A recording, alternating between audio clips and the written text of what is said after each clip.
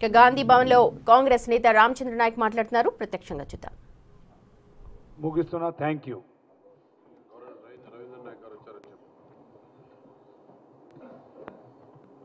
రవీంద్ర నాయక్ గారు కూడా వచ్చారండి.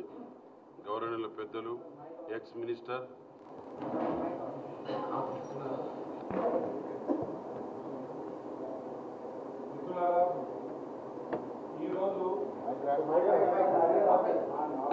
ఓకే,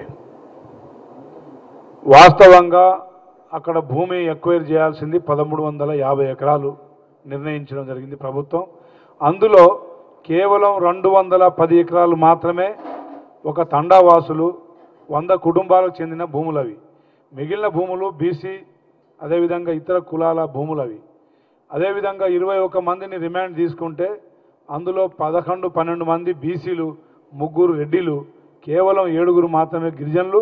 ఆ 7 కూడా అక్కడ భూములు లేనివారు. ఆ ప్రాంతంలో భూములు లేకుండానే మరి టీఆర్ఎస్ పార్టీ కార్యకర్తలు కేటీఆర్, పట్నం నరేందర్ రెడ్డి గారు ఉసిగొల్పితే మరి కిరాయి గుండాల్లాగా మారి అక్కడ విచక్షణ రహితంగా దాడులు చేసిన వ్యక్తులే మాత్రమే. కానీ 12 మంది బీసీల గురించి ఎవరు మాట్లాడట్లే, 3 రెడ్డిస్ ఉన్న వారి గురించి మాట్లాడట్లే. కేవలం గిరిజనులు, ఆ 7 ఉన్న గిరిజన సోదరులు, వారు కూడా అమాయకత్వంతోనో వారు ఉసిగొల్పుతోనో వచ్చిర్రు. కాబట్టి వాళ్ళని అరెస్ట్ చేయడం జరిగింది. ముఖ్యంగా ఈ తెలంగాణ రాష్ట్రంలో అధికారుల మీద దాడి చేయడం అనేది ఇది మొట్టమొదటిసారి తెలంగాణ చరిత్రలో. మరి అధికారుల మీద దాడి చేస్తుంటే మరి వారి మీద చర్య తీసుకోకపోతే రేపు మనం అధికారులకు ఏం భరోసా ఇస్తున్నట్టు? అధికారులు రేపు అధికారులు ప్రజలకు, ప్రభుత్వానికి ప్రజలకు మధ్యలో వారధులు. ప్రభుత్వం ఇచ్చే ఫలాలు ప్రజలకు చేరవేసే దాంట్లో కావచ్చు, అదేవిధంగా అభివృద్ధిలో ప్రజల దగ్గర నుంచి ఏదైనా సేకరించే దాంట్లో కావచ్చు. అధికారులు ధైర్యంగా, మనోధైర్యంగా రేపు భవిష్యత్తులో వాళ్ళు వృత్తిని చేయాలంటే తప్పకుండా దోషుల్ని కఠినంగా శిక్షించాల్సిందే. అది కులాలకు అంటగట్టాల్సిన అవసరం లేదు. టీఆర్ఎస్ పార్టీ కేటీఆర్ గారు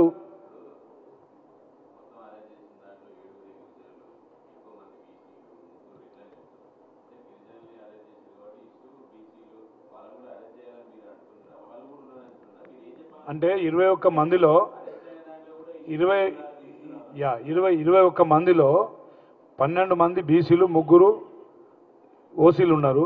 వారి పక్షాన మరి అంటే కులాలకు ఎస్టీ కమిషన్, ఎస్టీ ఎస్ రైతులకు పరిహారం 4 రెట్లు 5 రెట్లు ఇస్తున్నాం. అదేవిధంగా వారు కోరుకున్న విధంగా ఇంటికి 2 ఉద్యోగాలను ఉద్యోగ అవకాశాలు కల్పిస్తూ ఉన్నాం. అదేవిధంగా 150 గజాలు ప్రతి కుటుంబానికి ఆడ ఇల్లు కట్టుకునే విధంగా ప్రభుత్వ పరంగా అన్ని రాయితీలు ఇచ్చిన తర్వాత స్వచ్ఛందంగా దాదాపు 700 ఎకరాలు అక్వైర్ అయినాయి.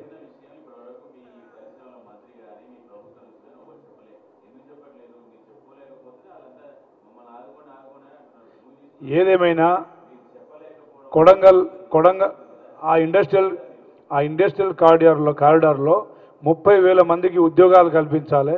కొడంగల్ ప్రజలకు మరి రేవంత్ రెడ్డి గారిని ఆదరించి వరుసగా గెలిపిస్తున్న ఆ ప్రజలకు అండగా నిలబడాలి, వారికి ఉపాధి కల్పించాలి, వారికి అభివృద్ధి చూపించాలని చెప్పేసి ఒక లక్ష్యంతో ముందుకు పోతున్న ముఖ్యమంత్రి గారి మీద కావాల్సి కులాలని అడ్డం పెట్టి భూములు ప్రజలు ఇచ్చినంత మాత్రాన ప్రజలకు నష్టం చేయట్లేదు. అన్ని ప్రభుత్వ అభివృద్ధిలో భాగంగా భూములు కొన్నిసార్లు ఇవ్వాల్సి వస్తుంది. కాంగ్రెస్ ప్రభుత్వం గతంలో 20 లక్షల మరి పోడు భూములకు పట్టాలు ఇచ్చిన చరిత్ర కాంగ్రెస్ పార్టీది. గిరిజనులకు ముఖ్యంగా పోడు భూములు మరి ఇచ్చింది Congress party. Land ceiling act తెచ్చింది కాంగ్రెస్ పార్టీ. పేద బడుగు బలైన వర్గాలకు భూములు పంచింది కాంగ్రెస్ పార్టీ. పార్టీ అభివృద్ధి విధానంలో తప్పకుండా అందరినీ ఆదుకునే పార్టీ కాంగ్రెస్ పార్టీ.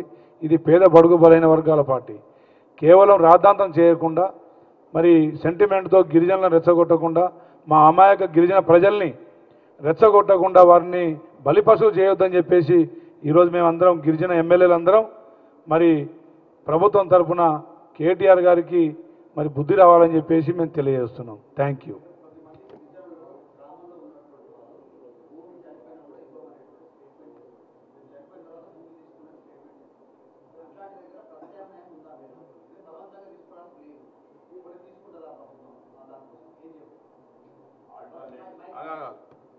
ఇప్పుడు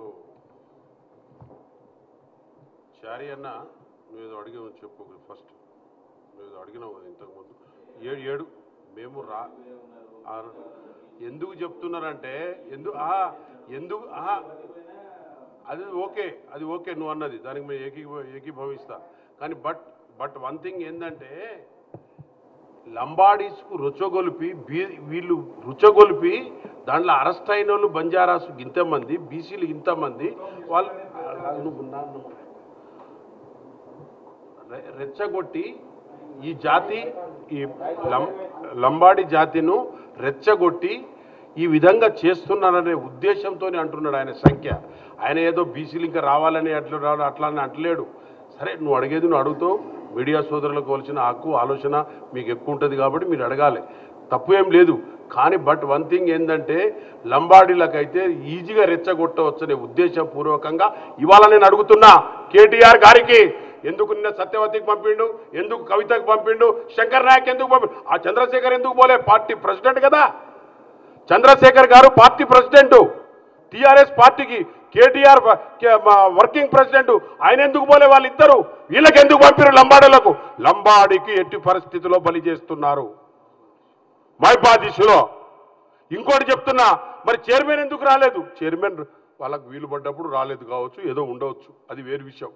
అయినా హుస్సేన్ నాయక్ పంపిండ్రు, ఎస్టీ కమిషన్, ఆయన ఇమ్మీడియట్లీగా స్పందించింది, వాళ్ళు వచ్చారు, మేము గౌరవిస్తాం, రెస్పెక్ట్ చేస్తాం, తప్పేం లేదు. అక్కడ ఇప్పుడు మీరు అడిగిన దానికి నేను చెప్తున్నా, కేసీఆర్ ఎందుకు పోలేదు మరి ఎస్టీ కమిషనర్ దగ్గరికి? కేటీఆర్ ఎందుకు పోలేదు? అక్కడ సత్యవతి రాఠోడు, కవిత, శంకర్ నాయకే దొరికినరా? ఇక్కడ లంబడోళ్ళకే దొరికినరా? లంబడోళ్ళకు బలి చేయాలనే ఉద్దేశపూర్వకంగా ఆ రోజు సంఖ్యలు లేసి, మేనున్న ఖమ్మం జిల్లాలో మిర్చి రైతులు పాపం మాకు రేటు గిట్టుబాటు ఇవ్వమని అడిగినరు. ఏం అడగలే, అన్నం అడగలే, భూమి అడగలే, గిట్టుబాటు ధర అడిగితే సంఖ్యలు లేచుకు జైలుకు పంపించిన ఇదే కేసీఆర్ ప్రభుత్వం. మోహిబాద్ మెడికల్ కాలేజీలో ఏం అరాచకాలు చేసినారు అది కూడా తెలుసు మాకు.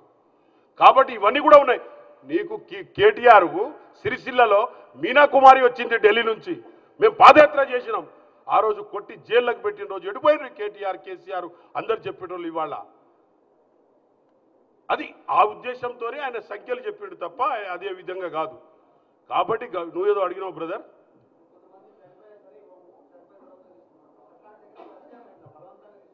మేము బలవంతంగా తీసుకునే పార్టీ కాదు. అసలు భూమి చట్టం తీసుకొచ్చి బీదోళ్ళకు పంచాలని తీసుకొచ్చిన చట్టం తీసుకొచ్చిందే కాంగ్రెస్ పార్టీ. నెహ్రూ గారు అప్పుడు కానీ, ఇంకో విధంగా కానీ, ఇందిరాగాంధీ కానీ ఆ రోజు ఇచ్చిందే పోడు భూముల చట్టం. కానీ సీలింగ్ ల్యాండ్ ఇచ్చినా కూడా బంజారాలకు, ట్రైబల్స్కు ఆవులు, గొడ్లు, మా పాలసీ ప్రిన్సిపల్ పాలసీ ఇవ్వాలని ఇందిరమ్మ ఇల్లు తీసుకొచ్చింది మేమే. ఆ రోజుల రుణమాఫీ చేసింది కూడా రాజశేఖర రెడ్డి గారు ఉన్నప్పుడు 86 కోట్ల రూపాయలు సమైక్యత ఉన్నప్పుడు చేసిన రుణమాఫీ మేము చేసినాం రైతులకు. ఈ రోజు కూడా 13,000 కోట్ల రూపాయలు మేము ఇవాళ వేసింది రేవంత్ రెడ్డి గారి నాయకత్వంలో వేసింది మేము. కాబట్టి మేము వాళ్ళు ఏది అడిగినా వాళ్ళకు ఆల్టర్నేట్ ల్యాండా లేకపోతే పైసలా ఏ విధంగా వాళ్ళు ముందుకొస్తారో ఆ విధంగానే వాళ్ళకు సంప్రదించి ఇవ్వాలి. ఇప్పుడు ఏం కాలేదు, జస్ట్ ఐఏఎస్ ఆఫీసర్లు వాళ్ళు వెళ్ళారు ల్యాండ్ కాడికి.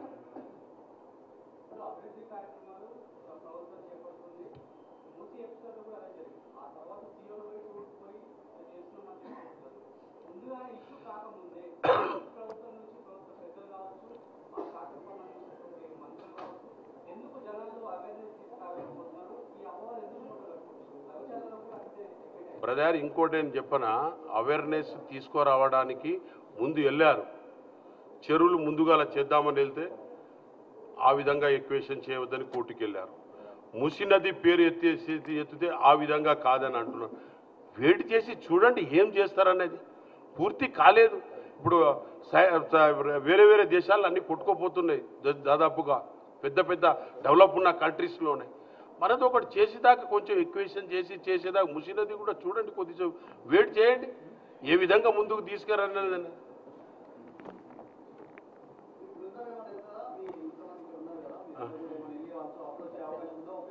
ఎందుకు ఇప్పుడు మేము ఎస్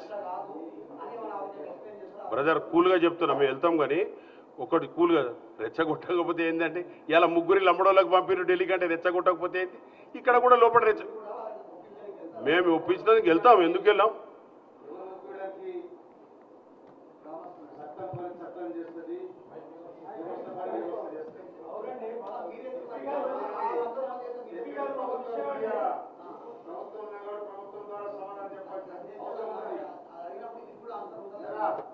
ప్రభుత్వం సమాధానం చెప్పాలి వస్తుంది ఇలా ఎస్టీ కమిషన్ వచ్చింది దాన్ని చెప్పాల్సిన బాధ్యత మా మీద ఉంది ప్రభుత్వం మీద ఉంది ప్రభుత్వంలో మేము ఉన్నాం ప్రభుత్వంలో ఉండి చేతులు అవతల ప్రతిపక్ష పోడని ఆ పక్ష పోడని చేతులు లేదు మీ చేతులు కూర్చుంటావా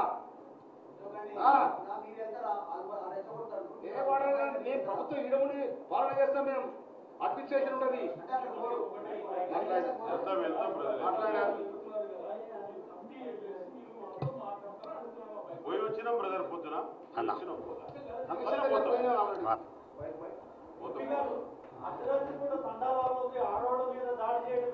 ఎవరు చూసినా మీరు చూసిరా అట్లా కాదు లెక్క ఏడా నువ్వు చూసినావా పోయాడా నువ్వు చూసినావా ఏడా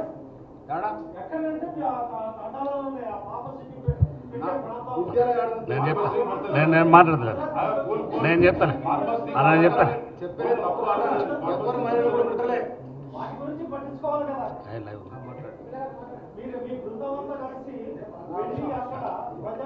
అన్న నేను మాట్లాడతాం అందే కేంద్ర మాజీ మంత్రులు బలరాం నాయక్ గారు అదేవిధంగా రాష్ట్ర విప్ గారు రామచంద్ర నాయక్ గారు శాసనసభ్యులు డాక్టర్ మురళి గారు అదేవిధంగా శాసనసభ్యులు సామెల్ గారు గౌరవనీయులు మాజీ మంత్రులు పెద్దలు రవీంద్ర నాయక్ గారు వేదిక మీద నుండి ఇతర మిత్రులు మీడియా మిత్రులందరికీ కూడా నమస్కారం. లఘుచర్ల సంఘటనకు సంబంధించి ఏదైతే టీఆర్ఎస్ పార్టీకి సంబంధించినటువంటి ఎస్టీ బృందాన్ని ఎస్టీ కమిషన్ ముందు పంపించాలని చెప్పేసి కేటీఆర్ చేసేటువంటి ప్రయత్నం ఏదైతే ఉందో ఈరోజు ఢిల్లీకి పంపించి ఎస్టీలకు ముఖ్యంగా లంబాడీలను ఈ ప్రభుత్వం పైన ఉసిగోల్పేటువంటి ప్రయత్నం ఏదైతే చేస్తూ ఉందో దాన్ని తీవ్రంగా ఖండిస్తూ ఉన్నాము. ఎందుకంటే ప్రభుత్వం అక్కడ ఒక పారిశ్రామిక కారిడార్ను నిర్మించాలనేటువంటి సందర్భంలో ల్యాండ్ అక్విజిషన్ చేయాలనేటువంటి ప్రయత్నంలో అక్కడ సమావేశాలు జరగడం సహజం. రైతులకు సంబంధించి రైతులు ఏదైనా విషయాలు వచ్చినప్పుడు లేకపోతే వాళ్ళ ల్యాండ్ అక్విజిషన్లో వాళ్ళ ల్యాండ్ అయినటువంటి సమస్యలు ఉన్నప్పుడు వాళ్ళకి రేపు ల్యాండ్ తీసుకున్నప్పుడు వారికి ల్యాండ్ ఇవ్వాలన్నా పరిహారంగా లేకపోతే డబ్బులు చెల్లించాలన్నా వారి యొక్క ఉద్యోగాలు ఇవ్వాలన్నా ఇవన్నీ కూడా ఆ యొక్క కలెక్టర్ గారి ఆధ్వర్యంలో ఆ సభలో చర్చించేటువంటి అవకాశం ఉంటుంది. కానీ ఏదైతే ప్రభుత్వ అధికారులు అక్కడ సభను నిర్వహించేటువంటి సందర్భంలో అందులో ఉన్నటువంటి భూములు లేనటువంటి వాళ్ళు, భూమికి సంబంధం లేనటువంటి వాళ్ళు, ఈ కారిడార్లో భూములు కోల్పోయేటువంటి అవకాశం లేనటువంటి కొంతమందిని టీఆర్ఎస్ పార్టీకి సంబంధించినటువంటి కొంతమంది నాయకులు అందులో ప్రభుత్వ అధికారుల పైన రెచ్చగొట్టి మరి లంబాడీలను ఏదైతే పారిశ్రామికంగా అభివృద్ధి చెందుతున్నటువంటి కొడలంగం లాంటి అనేక మంది పారిశ్రామికంగా అభివృద్ధి చెందితే మా గిరిజన బిడ్డలకు ఉద్యోగాలు వస్తాయి, మా గిరిజన బిడ్డల యొక్క జీవితాలు బాగుపడతాయి. కానీ కేటీఆర్కి గిరిజన బిడ్డలు ముందుకెళ్ళడం, వాళ్ళు బాగుపడడం, వాళ్ళ ఉద్యోగ అవకాశాలు రావడం ఇష్టం లేదు. అందుకనే కేటీఆర్ గారు అక్కడ ఉన్నటువంటి నరేందర్ రెడ్డిని పట్టుకొని అక్కడ టీఆర్ఎస్ పార్టీ సంబంధించిన కొంతమందిని రెచ్చగొట్టి కలెక్టర్ గారి పైన దాడి చేసినారు. ఆ దాడి సందర్భంలో ఇప్పుడు ఉన్నటువంటి ఏదైతే చట్టపరంగా నిజంగా ఎవరైతే అందులో పాల్గొనలే ప్రభుత్వం ఆ రకమైన చర్యలు తీసుకుంటుంది. దాంతో పాటుగానే ఏదైతే కేటీఆర్ గారు ఇవాళ ఎస్టీ ఎస్సీ కమిషన్ ముందు లంబాడీలకు అన్యాయం జరుగుతుంది, గిరిజనులకు అన్యాయం జరుగుతుంది చెప్తా ఉన్నావో, మీరు 10 సంవత్సరాల్లో ఇప్పుడు జరిగినటువంటి హుజూర్నగర్ గుర్రపోడు తండా సంఘటన కావచ్చు, లేకపోతే ఖమ్మం సంఘటన కావచ్చు, లేకపోతే మహబాద్ సంఘటన కావచ్చు, మరి అచ్చంపేటకు సంబంధించిన సంఘటనలు కావచ్చు, ఇవన్నీ కూడా ఆ రోజు లంబాడీల పైన జరిగినటువంటి దాడి. ఆ రోజు ఎందుకు నువ్వు ఎస్టీ ఎస్సీ కమిషన్ ముందు వీళ్ళకి అన్యాయం జరుగుతుంది, లంబాడీలకు అన్యాయం జరుగుతుందని ఎందుకు మాట్లాడలేదు? కానీ కేవలం ఇవాళ కేటీఆర్ రాజకీయ లంబాడీల యొక్క ముసుగులో రాజకీయ లబ్ధి పొందాలని ఒక దుర్మార్గమైనటువంటి ఆలోచనతోటి ఇవాళ టీఆర్ఎస్ పార్టీ ప్రయత్నం చేస్తూ ఉన్నది. మేమందా లంబాడీ బిడ్డలమే, మా ప్రభుత్వం అయినా మా ముఖ్యమంత్రి గారైనా మేమైనా కాంగ్రెస్ పార్టీ ప్రభుత్వం ఎప్పుడైనా లంబాడీకి అండగా ఉన్నటువంటి ప్రభుత్వం.